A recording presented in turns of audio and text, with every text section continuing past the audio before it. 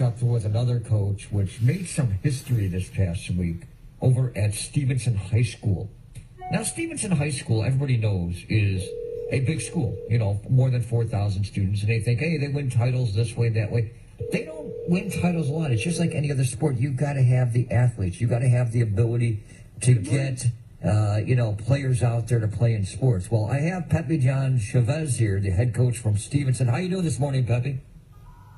Doing well, thanks, Rusty. You can tell he's a little excited because his team this week set the school record for wins. They've never had more than 17 wins in a season, which I had to do some research on this. 17-2 back in 06-07 with Mark Shartner as the coach. But this past week, the Stevenson Patriots broke that mark. They got their 18th victory this season, 18-1-2. They also won the North Suburban Conference. They went unbeaten. And here's even another fact, something that I know Pepe and I have been talking about. They never gave up a goal in all 7 of their North Suburban Conference games, and that's amazing. And, Coach, you know, your girls have something to be proud about, you know, with the way they played this season. The girls should have amazing things to be proud of, and the reality is the landscape of this season was set 9 years ago when I moved into this community and said Stevenson deserves something special. Stevenson needs to grow. They had an amazing coach in Coach Mark Shartner, who I love to death, who I've been honored to step into a position. Kevin Heffernan, the amount of years that he's put into service are massive. But the reality of this season is that arguably our best player, Hannah Lapierre, hasn't touched the field. But 9 years back, she started it all because she was one of the first that said, I'm going to choose Stevenson soccer and play all 4 years. So the season and the beauty of it is wonderful, but she's the massive and biggest part of it.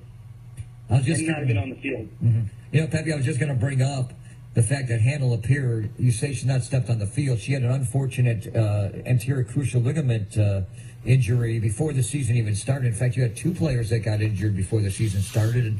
And I'm sitting there thinking at the start of the year, what kind of year is Stevenson going to have? And, you were very calm about it, and you knew that something like this was going to happen still. When you create an environment of love, you build trust over time. And then obviously you get a national team kid like Kalyssa VanZanten coming in. You get a strong goalkeeper like Jenny Staten coming in. The supporting cast that would have worked together with Hannah and Izzy Michael had she not been injured, and Kayla Constabilio, and the entire team deserves credit for this because I believe and I teach that not one player is better than the next, and it takes us all to be successful. And it takes it takes a team to score and a team to get scored on. Whether you're on the field or on the bench, you're a part of every moment of beauty and pain in Stevenson soccer. Mm-hmm. Now, Kalyssa VanZanten, which we got to say, her nickname is Kiki. I love the name. I really do. It's a great name. She's going off to Notre Dame. She's had a great season. 22, 23 goals at this point? Is that what she's at? Yeah, 22 goals and quite a few assists. And the beautiful thing is she scored in 16 out of 18 appearances. And that's quite an accomplishment because it's not like she's just racking up goals against some teams that maybe didn't have a great day or maybe we had a really good day on that specific game. She's been able to spread it out, which is quite amazing. Now, Jenny Staten, you mentioned the goalkeeper. She's going to Florida Southern, and great goalie, and she's got a nose for the ball, and she's got great hands. She's only allowed, to get ready for this, guys, 5 goals in 20 games. That is phenomenal. And your team's had, 11 straight shutouts? Is that right? 11 consecutive shutouts, ties us for 11th in IHSA history. We don't pay attention to those records, but yeah, Jenny, great hands, great feet. Her sophomore year, she played in the center mid for us as an attacking and defensive player and can distribute well. So the fact that she can manage the game, not just with her goalkeeper abilities, but with a field presence, is just an upper level area of thinking that we don't get, unfortunately, in the high school game too often. She's a special breed. Now, this team's a special team, I'll say it that way. And, the way this team is playing, I know you get a feeling there's no stopping you because now here's the postseason. You get Grant coming up on Tuesday, but you may play Buffalo Grove next, too. And I remember that Buffalo Grove game. You got a goal in the final 15 seconds to beat them. They're a good defensive-minded club, nice coach over there. There's still a long way to go, isn't it? in the playoffs here? There's a very long way to go. But with me as your coach, there's always one more thing and one more thing and one more thing that we can be doing. And whether the result on the scoreboard is positive in our favor or it's one loss like down at New Trier, it's what can we do next? What's our next step to get better? One, in loving each other. Two, then in the discipline and execution on the field.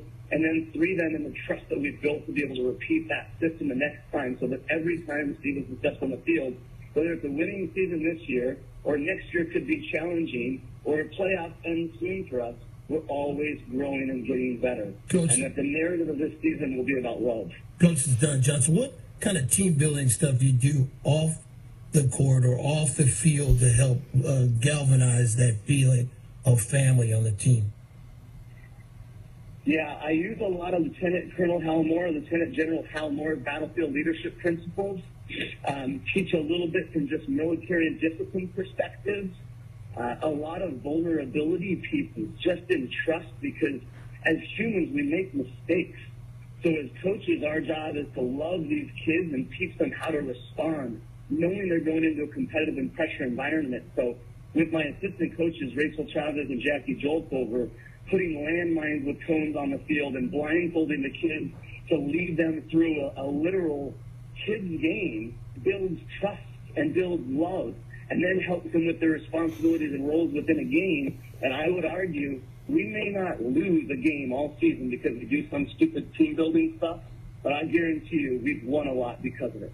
Yeah, I know. I've been on teams where we've done like high ropes courses to try to give the kids something different, to bring them together, make them overcome adversity, because you're always going to be faced with that as a head coach and the team, building that trust. When the adversity shows up, that's the key. How do you respond? Mm-hmm. Agreed.